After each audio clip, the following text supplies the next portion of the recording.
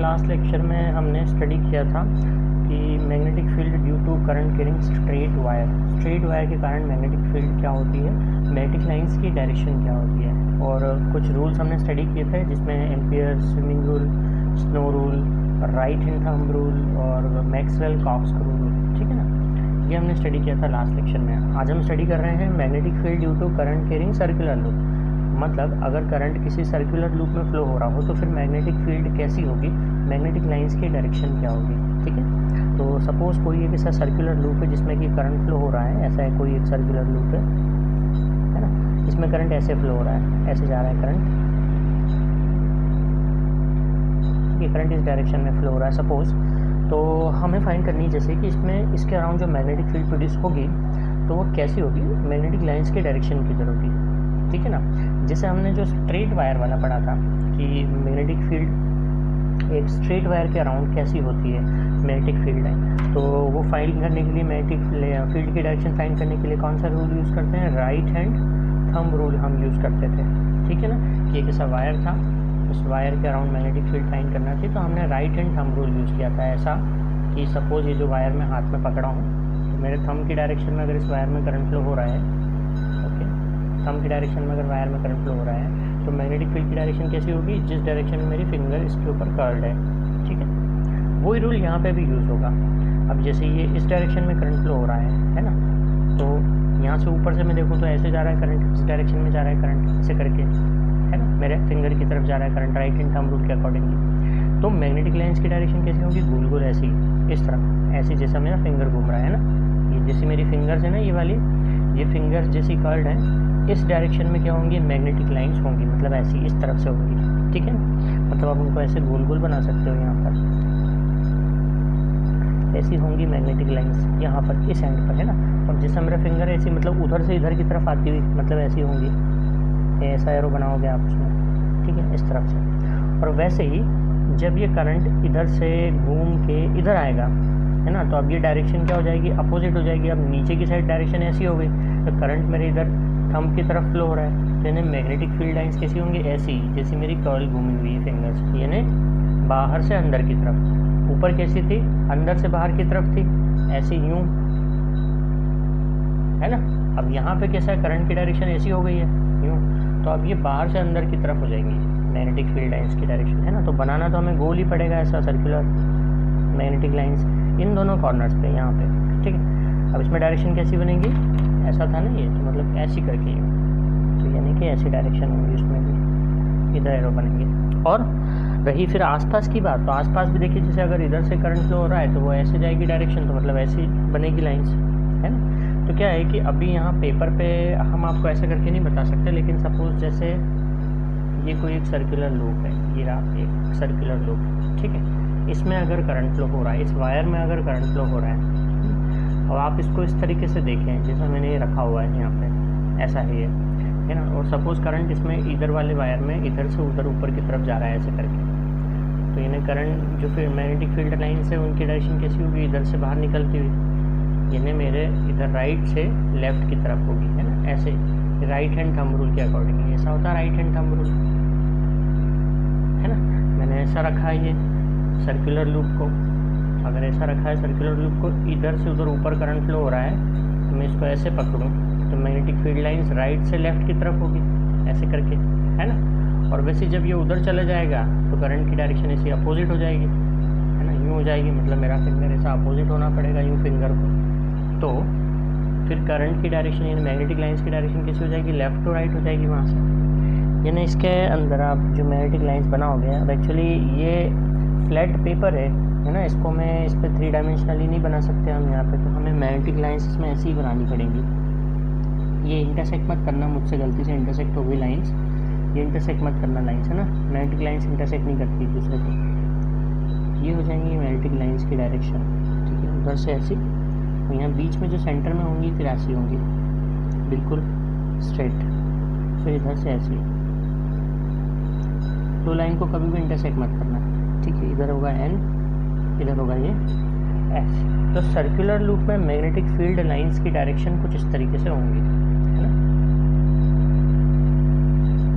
मैंने आपको प्रैक्टिकली ये वायर के थ्रू बताया था अभी।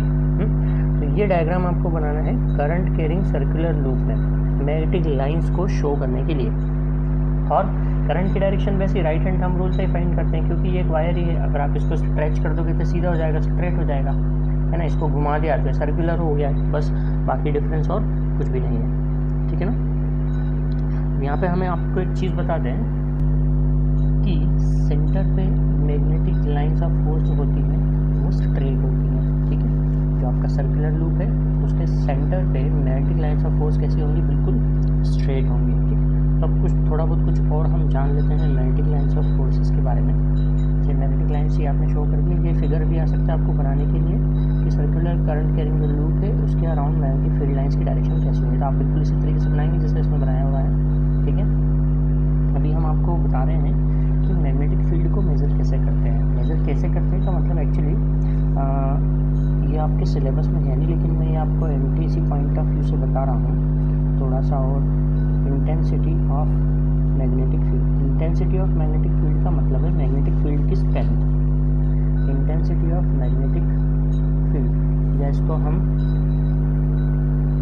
मैग्नेटिक फील्ड स्ट्रेंथ भी बोलते हैं, ठीक है। कि मैग्नेटिक फील्ड की स्ट्रेंथ है उसको इंटेंसिटी भी कहते हैं, और उसको डिनोट करते हैं बी से, कैपिटल बी से बताते हैं अभी।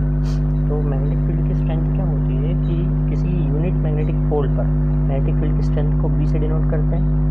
किसी यूनिट मैग्नेटिक पोल पर, यानी कि नॉर्थ पोल हुआ या साउथ पोल हुआ, ठीक है ना, उस पोल पर तो उसको बोलते हैं एक्चुअली पोल स्ट्रेंथ, ठीक है। एम को कहते हैं पोल स्ट्रेंथ।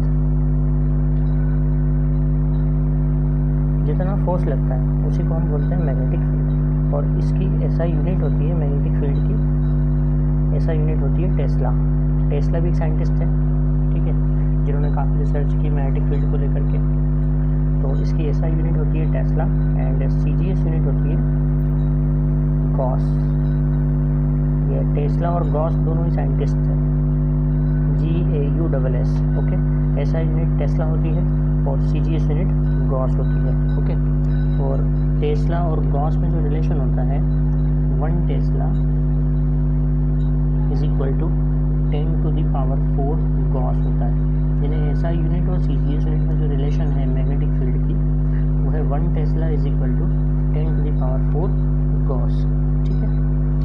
अब ये हमने बताया कि मैग्नेटिक फील्ड को कैसे रिप्रेजेंट किया आपने, बी से रिप्रेजेंट किया इंटेंसिटी ऑफ मैग्नेटिक फील्ड को, इसकी एसआई और सीजीएस यूनिट क्या है और दोनों में रिलेशन क्या है, ठीक है। अब मैं आपको एक फार्मूला भी बता रहा हूँ कि मैग्नेटिक फील्ड की स्ट्रेंथ का फार्मूला क्या होता है।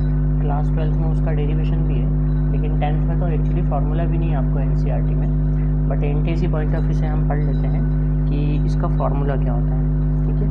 Intensity of magnetic field, intensity of magnetic field due to current carrying conductor, current carrying, straight लिख देता हूँ, स्ट्रेट वायर की तरह होती है actually, straight conductor at a distance r, at a distance r from it, यानी conductor से r distance पे मैग्नेटिक फील्ड की स्ट्रेंथ या इंटेंसिटी जो होती है उसका फार्मूला होता है 10⁻⁻7 2I/r। I4 करंट, I4 क्या होता है करंट, करंट को I से रिप्रेजेंट करते हैं, ठीक है। 10⁻⁻7 2I/r टेस्ला, ये ऐसा यूनिट में इसकी वैल्यू होती है, ठीक है। I4 करंट है और R4 क्या डिस्टेंस। तो अगर सपोज आपको किसी क्वेश्चन में सपोज कोई न्यूमेरिकली आ जाए और आपको मैग्नेटिक फील्ड की स्ट्रेंथ पता करनी हो और उसमें आपको दिया हुआ है कि कंडक्टर में इतना करंट फ्लो हो रहा है और इतनी डिस्टेंस पे आपको मैग्नेटिक फील्ड फाइंड करना है, तो इस फार्मूले की हेल्प से आप निकाल सकते हो, आसानी से निकल जाएगा। सिर्फ करंट और डिस्टेंस की वैल्यू आपको इसमें पुट करनी है। करंट बोला है कि अगर 2 एम्पियर करंट फ्लो हो रहा है और 10 मीटर की डिस्टेंस है ना, तो आप I की वैल्यू और R की वैल्यू यहाँ पुट कर दीजिए, इसको सॉल्व कर लीजिए, इससे क्या आ जाएगी स्ट्रेंथ आ जाएगी मैग्नेटिक फील्ड की, ठीक है। ये आपके सिलेबस में नहीं है, एनसीईआरटी में नहीं है, ये सिर्फ मैं एनटीएसी पॉइंट ऑफ व्यू से आपको बता रहा हूँ, पढ़ लीजिएगा, है ना। एक फार्मूला हम और लिख लेते हैं ये तो एक फार्मूला हो गया कि आर डिस्टेंस पे आपको अगर फाइंड करना हुई तो क्या होगा। ठीक है, एक फार्मूला आपको और लिखा देता हूँ। ये स्ट्रेट वायर के कारण था, आर डिस्टेंस पे अगर आपको फाइंड करना है तो। ठीक है, वैसे ही इसमें यहाँ पे साइड में बना भी देता हूँ कि कोई एक स्ट्रेट वायर है और इसमें आई करंट फ्लो हो रहा है और इस वायर से सपोज आर डिस्टेंस पे ये पी पॉइंट है। ये स्ट्रेट वायर है, इसमें इस डायरेक्शन में करंट फ्लो हो रहा है आई, और इस वायर से आर डिस्टेंस पे यानी कि पी पॉइंट पे आपको स्ट्रेंथ फाइंड करना थी मैग्नेटिक फील्ड की, तो आप इस फार्मूले से फाइंड करोगे।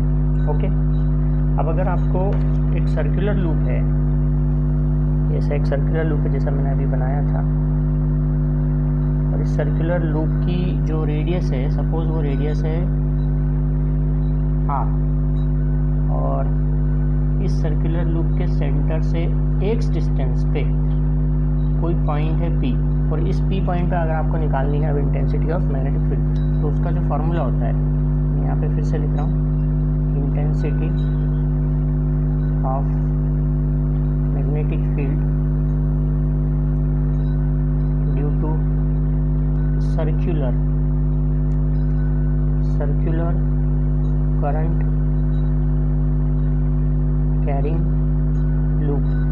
इसमें भी करंट फ्लो हो रहा है, सपोज आई करंट फ्लो हो रहा है इसमें। इस सर्कुलर लूप की रेडियस है आर, और इस सर्कुलर लूप के सेंटर से एक्स डिस्टेंस पे पी पॉइंट पे आपको फाइंड करनी है इंटेंसिटी ऑफ मैग्नेटिक फील्ड। तो उसका फार्मूला होता है, यानी कि एक्सिस पे ये जो भी सेंटर से पास होगी लाइन वो क्या होगा, एक्सिस होगा, है ना। Intensity of magnetic field due to current carrying circular loop. तो इसके एक्सिस के किसी भी पॉइंट पे, एक्सिस का मतलब है सेंटर से पास होने वाली लाइन, एक्सिस के किसी पॉइंट पे इंटेंसिटी ऑफ मैग्नेटिक फील्ड का फार्मूला होता है। एक मिनट बताता हूँ, फार्मूला थोड़ा सा मेरे को डिराइव करना पड़ेगा।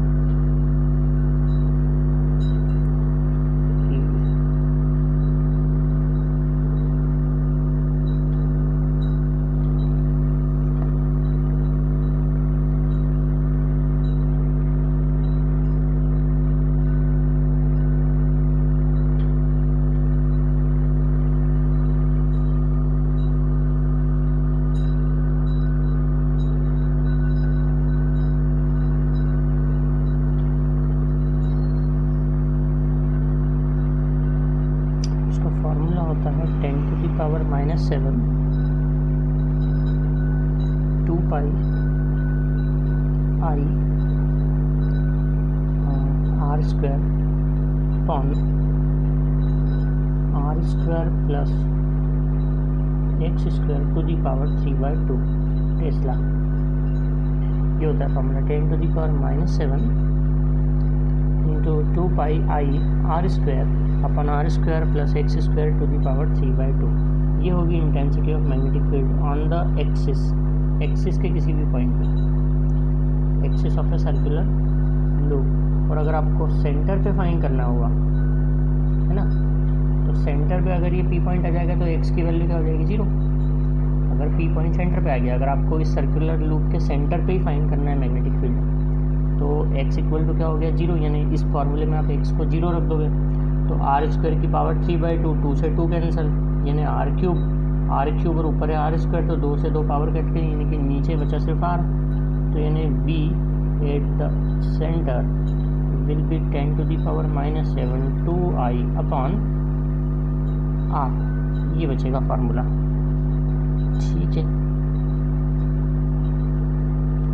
पाई भी रहेगा ना, पाई 2 पाई आई अपॉन आर, ये रहेगा सेंटर पे रहेगा मैग्नेटिक फील्ड का फार्मूला इस सर्कुलर लूप के सेंटर पे, और ये रहेगा एक्सिस पे, एक्स डिस्टेंस पे, सेंटर से एक्स डिस्टेंस पे मैग्नेटिक फील्ड का फार्मूला। ठीक है, तो मैंने 3 फार्मूले आपको बताए, ये सर्कुलर लूप के एक्सिस पे, ये सर्कुलर लूप के सेंटर पे, और इधर जो हमने बताया था वो स्ट्रेट वायर से आर डिस्टेंस पे मैग्नेटिक फील्ड का फार्मूला था।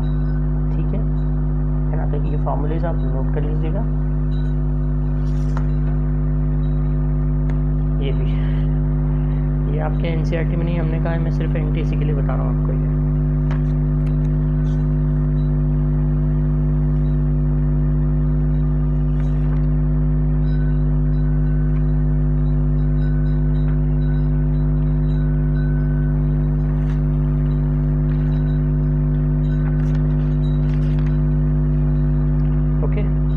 अब आप एक समझिए, एक इम्पॉर्टेंट टॉपिक है, वो है क्लॉक फेस रूल। ये भी शायद आपके बुक में नहीं है, एनसीईआरटी में नहीं है, वो तो देख लीजिएगा, नहीं हो तो भी कोई बात नहीं है। अच्छा है हम थोड़ा एक्स्ट्रा पढ़ लेते एनटीएससी पॉइंट ऑफ व्यू से, क्योंकि ये सब कुछ क्लास 12th में है, पूरा की पूरा क्लास 12th में है। क्लॉक फेस रूल क्या होता है, ठीक है।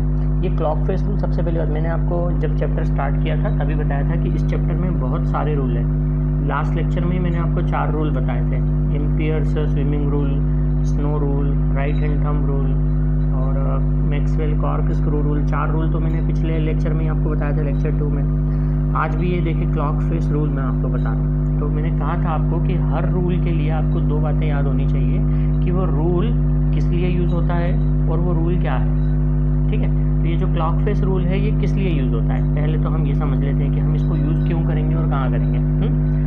तो अभी हम बात कर रहे थे कि सर्कुलर करंट कैरिंग लूप है, उसमें करंट अगर फ्लो होगा तो फिर मैग्नेटिक फील्ड प्रोड्यूस होती है ना। तो मैग्नेटिक फील्ड के प्रोड्यूस होने से क्या होता है कि वो जो सर्कुलर करंट कैरिंग लूप है ना वो मैग्नेट बन जाता है। मतलब उसका एक साइड है ना, एक फेस जो है उसका वो नॉर्थ पोल बन जाता है और एक फेस साउथ पोल बन जाता है उन मैग्नेटिक लाइन्स की वजह से। जैसे ऐसा कोई एक सर्कुलर लूप है ना, सपोज ऐसा कोई एक सर्कुलर लूप है और इस सर्कुलर लूप में करंट फ्लो हो रहा है ना, ठीक है, किसी भी डायरेक्शन में करंट फ्लो हो, तो उस करंट फ्लो होने की वजह से क्या होता है, मैग्नेटिक फील्ड प्रोड्यूस होती है आसपास। उस मैग्नेटिक फील्ड के प्रोड्यूस होने की वजह से ये होता है कि ये जो सर्कुलर लूप है ना ये खुद बन जाता है मैग्नेट। मतलब इसका एक फेस, जैसे ये ऊपर का और एक फेस नीचे का, हाँ, नीचे का फेस एक ऊपर का फेस, तो एक फेस बन जाता है नॉर्थ पोल और एक फेस बन जाता है साउथ पोल। इधर वाले फेसेस की बात कर रहा हूँ मैं, जैसे ये नीचे वाला फेस और ऊपर वाला फेस, साइड में नहीं बनता है ना, ये जो ऊपर है इधर का। मतलब अब अगर आप ऐसा करोगे कि इस लूप के पास में, ये जैसे ये लूप है, सर्कुलर लूप है, इसमें करंट फ्लो हो रहा है, इस लूप के पास में अगर किसी मैग्नेट को लाओगे ना, सपोज ये मैग्नेट है, किसी मैग्नेट को लाओगे तो वो इसको अट्रैक्ट या रिपल करेगा। अगर ये लूप का ये वाला फेस नॉर्थ है और आप मैग्नेट के नॉर्थ को लाओगे तो रिपल करेगा, और अगर मैग्नेट के साउथ को लाओगे तो ये अट्रैक्ट करेगा, ठीक है। तो एक साइड नॉर्थ हो जाती है, एक साइड साउथ हो जाती है। तो ये रूल ये बताता है कि वो जो सर्कुलर करंट कैरिंग लूप है उसका कौन सा वाला फेस नॉर्थ और कौन सा वाला फेस साउथ होएगा, क्लॉक फेस रूल, ठीक है ना। अब इसमें क्लॉक का काम क्या है, क्लॉक का काम ये है कि जो आपका करंट कैरिंग लूप है उसमें डायरेक्शन करंट की क्या है, क्लॉकवाइज है कि एंटी क्लॉकवाइज है, ठीक है। उसको हम ये डायग्राम की हेल्प से समझेंगे कि अगर ऐसा आपका करंट कैरिंग लूप है और इसमें करंट की जो डायरेक्शन है वो क्लॉकवाइज है, यानी कि ऐसी है, ऐसे यूं करंट जा रहा है ऐसे करके, ठीक है। तो फिर इसका ये वाला जो फेस है जिधर से आप देख रहे हो और आपको करंट क्लॉकवाइज डायरेक्शन में फ्लो हो रहा है, ठीक है। तो इसको समझने के लिए इसको आप ऐसा बना दो एस के जैसा, एस बना दो इसको, देखो एस बन गया है ना। ये याद रखने के लिए बनाते हैं हम, एस बनाया, डायरेक्शन कैसी है, क्लॉकवाइज। इसका मतलब अगर करंट की डायरेक्शन क्लॉकवाइज है किसी सर्कुलर लूप में तो वो वाला फेस क्या हो जाएगा, साउथ पोल, क्या बन जाएगा वो, साउथ पोल। और अगर करंट की डायरेक्शन एंटी क्लॉकवाइज है, मतलब उल्टा ऐसे घूम रहा है करंट, यूँ ऐसे जा रहा है, तो आप इसको ऐसा बना दीजिए,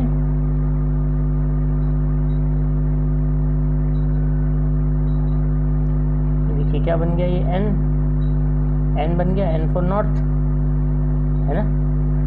इट मीन्स हमें क्या समझ में आया कि अगर सर्कुलर करंट कैरिंग लूप में करंट की डायरेक्शन एंटी क्लॉकवाइज है तो वो फेस क्या होगा, नॉर्थ पोल, और करंट की डायरेक्शन अगर क्लॉकवाइज है तो वो फेस क्या हो जाएगा, साउथ पोल। ये देख लीजिए, ये क्लॉकवाइज दिख रहा है आपको करंट, तो ये फेस कौन सा हो जाएगा, साउथ पोल। ये देखिए करंट कैसा दिख रहा है, एंटी क्लॉकवाइज, तो ये फेस कौन सा है, नॉर्थ पोल है। क्या बताया था मैंने, सर्कुलर करंट कैरिंग लूप है, उसमें करंट फ्लो होगा तो मैग्नेटिक फील्ड प्रोड्यूस होगी, मैग्नेटिक फील्ड प्रोड्यूस होगी तो वो जो सर्कुलर करंट कैरिंग लूप है वो खुद मैग्नेट बन जाता है। मैग्नेट बनेगा तो इसका मतलब एक तरफ से साउथ पोल होगा, एक तरफ से नॉर्थ पोल होगा। तो नॉर्थ पोल किधर से होगा, जिधर करंट की डायरेक्शन एंटी क्लॉकवाइज है। साउथ पोल किधर से होगा, जिधर करंट की डायरेक्शन क्लॉकवाइज है, ठीक है। This is clock face rule. अब ये देख लीजिए कि जैसे सर्कुलर करंट कैरिंग लूप है और अगर इसमें क्लॉकवाइज डायरेक्शन में करंट फ्लो हो रहा है ना, तो इसका ऊपर का हिस्सा क्या बन जाएगा, साउथ, और नीचे का क्या हो जाएगा, नॉर्थ, क्योंकि इधर से आप देख रहे हो तो ये क्लॉकवाइज दिख रहा है, लेकिन अगर पीछे से आप देखोगे उधर साइड से तो आपको एंटी क्लॉकवाइज दिखेगा। समझ में आया? तो ये ऊपर वाला हिस्सा, इधर वाला फेस क्या हो जाएगा, साउथ, और पीछे की वाला फेस क्या हो जाएगा, नॉर्थ हो जाएगा। This is clock face rule. आप ये डायग्राम बना लीजिएगा, है ना, और हम इसको लिख भी लेते हैं क्लॉक फेस रूल को। Current carrying wire in the form of A loop, current carrying wire in the form of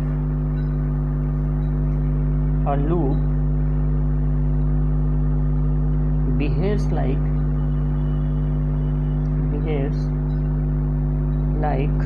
a thin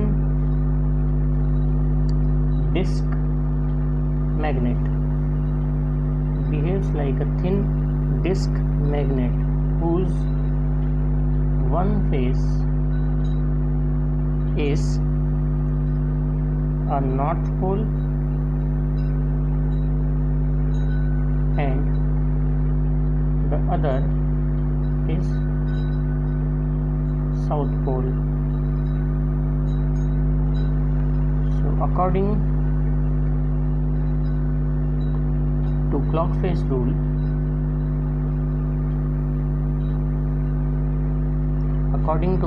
rule, if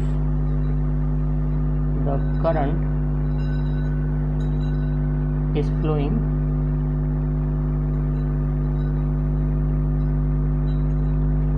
in the loop, if the current is flowing in clockwise direction,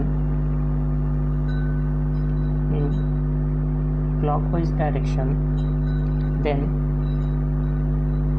the face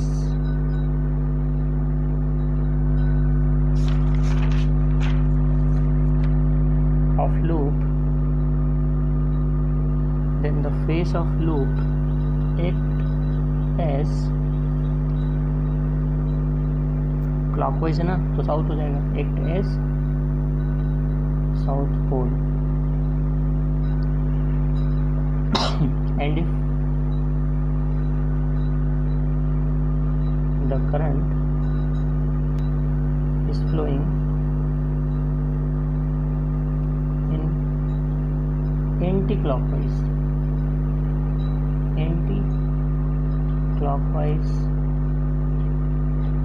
direction, then the face of loop act as north pole. ठीक है ना, ये हमने आपको language में दिखवा दिया। ठीक है, तो आप लैंग्वेज में क्लॉक फेस रूल को लिख सकते हैं, पूछने अगर ये पूछा गया तो, है ना, और डायग्राम भी बना करके आप समझा देना, है ना। जो पीछे मैंने डायग्राम बनाया आपको, ये क्या हो जाएगा, साउथ पोल, ये क्या होगा, नॉर्थ पोल। ये जो डायरेक्शन है ये बता रहा है करंट की डायरेक्शन होगा। ठीक है,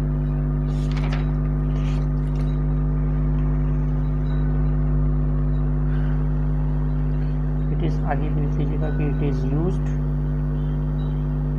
टू डिटरमाइन द पोलैरिटी,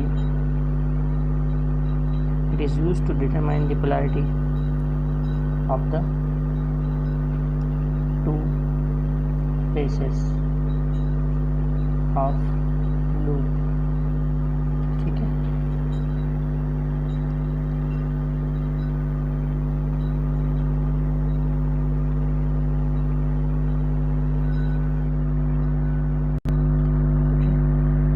समझ लेते हैं कि कौन कौन से फैक्टर्स अफेक्ट करते हैं मैग्नेटिक फील्ड को। ये भी एनटीएससी पॉइंट ऑफ व्यू से मैं आपको बता रहा हूँ। एनटीएससी पॉइंट ऑफ व्यू से ये इंपॉर्टेंट है, ये टॉपिक आपके एनसीईआरटी में भी है, सिलेबस में भी है। Factors affecting magnetic field. Magnetic field जो होती है वो किन किन फैक्टर्स को डिपेंड करती है। कौन सी मैग्नेटिक फील्ड, जो करंट कैरिंग कंडक्टर के आसपास प्रोड्यूस होती है, हम उस मैग्नेटिक फील्ड की बात कर रहे हैं। ठीक है, कि जो करंट कैरिंग कंडक्टर के आसपास मैग्नेटिक फील्ड प्रोड्यूस हो रही है वो किन किन फैक्टर्स पे डिपेंड करती है। तो नंबर 1 है अमाउंट ऑफ करंट। उस कंडक्टर में जितना करंट फ्लो हो रहा है उस पर डिपेंड करती है और उसके डायरेक्टली प्रोपोर्शनल होती है, यानी कि जितना ज़्यादा करंट फ्लो होगा उतनी ज़्यादा स्ट्रेंथ होगी मैग्नेटिक फील्ड की। ठीक है, V is directly proportional to I, जितना ज़्यादा करंट उतनी ज़्यादा मैग्नेटिक फील्ड होगी, मैग्नेटिक फील्ड की स्ट्रेंथ होगी। ठीक है, सेकंड होता है distance of point, distance of point from conductor, conductor से कितनी डिस्टेंस पे है पॉइंट। ठीक है, r डिस्टेंस पे है तो इन्वर्सली प्रोपोर्शनल होती है मैग्नेटिक फील्ड, मतलब पॉइंट जितना ज़्यादा दूर होगा मैग्नेटिक फील्ड उतनी कम होगी, पॉइंट जितना पास में होगा मैग्नेटिक फील्ड उतनी ज़्यादा होगी मैग्नेटिक फील्ड की स्ट्रेंथ। ठीक है, और अगर सर्कुलर लूप का कैसे कि सर्कुलर लूप जैसे स्ट्रेट वायर से तो अपन डिस्टेंस देखते हैं कि डिस्टेंस कैसी है, लेकिन अगर सर्कुलर लूप वाला केस है तो उस लूप की रेडियस पे भी डिपेंड करेगी, रेडियस ऑफ सर्कुलर लूप। अगर सर्कुलर लूप की रेडियस आप a मानते हो, जैसे r तो हमने डिस्टेंस ले ली थी ना, तो r को हम वापस नहीं ले रहे हैं, r की जगह a ले लेते हैं, तो उसके भी इन्वर्सली प्रोपोर्शनल होती है मैग्नेटिक फील्ड। अगर a क्या है, रेडियस है सर्कुलर लूप की, तो रेडियस के भी इन्वर्सली प्रोपोर्शनल होती है मैग्नेटिक फील्ड, यानी जितनी ज़्यादा रेडियस होगी उतनी कम होगी मैग्नेटिक फील्ड, यानी कि लूप जितना छोटा होगा मैग्नेटिक फील्ड उतनी ज़्यादा होगी, है ना, और लूप जितना बड़ा होगा मैग्नेटिक फील्ड उतनी कम होगी। और फोर्थ है नंबर ऑफ टर्न्स पे, number of turns, number of turns मतलब जैसे आपने जो लूप बनाया था ना, नंबर ऑफ टर्न्स n से रिप्रेजेंट करें, जैसे लूप बनाया था ना, तो अभी इस लूप में क्या है, सिर्फ एक ही टर्न है। अगर आप इसको गोल गोल घुमा दोगे, ये देखिए जैसे मैंने गोल गोल घुमा दिया, तो अभी कितने टर्न दिख रहे हैं आपको, 3 टर्न हो गए, 3 टर्न हो गए ना, भी हटा दिए तो कितने टर्न हो गए, 2 टर्न हो गए, है ना, और घुमा दिया तो कितने टर्न हो गए, 4 टर्न हो गए। तो नंबर ऑफ टर्न इसको बोलते हैं कि गोल गोल घुमा के सर्कुलर लूप को कितने टर्न्स आपने बना लिए, तो नंबर ऑफ टर्न्स के डायरेक्टली प्रोपोर्शनल होती है मैग्नेटिक फील्ड। जितने ज़्यादा नंबर ऑफ टर्न्स होंगे ना उतनी ज़्यादा स्ट्रेंथ होगी मैग्नेटिक फील्ड की। ठीक है, तो ये 4 फैक्टर्स हैं जिन पर मैग्नेटिक फील्ड डिपेंड करती है। करंट और नंबर ऑफ टर्न्स के डायरेक्टली प्रोपोर्शनल होती है, जितना ज़्यादा करंट उतनी ज़्यादा मैग्नेटिक फील्ड, जितने ज़्यादा नंबर ऑफ टर्न्स उतनी ज़्यादा मैग्नेटिक फील्ड, और डिस्टेंस के और सर्कुलर लूप की रेडियस के इन्वर्सली प्रोपोर्शनल होती है, यानी पॉइंट जितनी ज़्यादा दूर होगा मैग्नेटिक फील्ड उतनी कम होगी, वीक होगी। ठीक है ना, तो आज हम यहीं तक पढ़ रहे हैं, बाकी हम फिर नेक्स्ट लेक्चर में डिस्कस करेंगे। ओके, नेक्स्ट लेक्चर में हम सबसे इम्पोर्टेंट टॉपिक लेने वाले हैं सोलेनॉइड। ओके, सोलेनॉइड पढ़ेंगे हम नेक्स्ट लेक्चर में।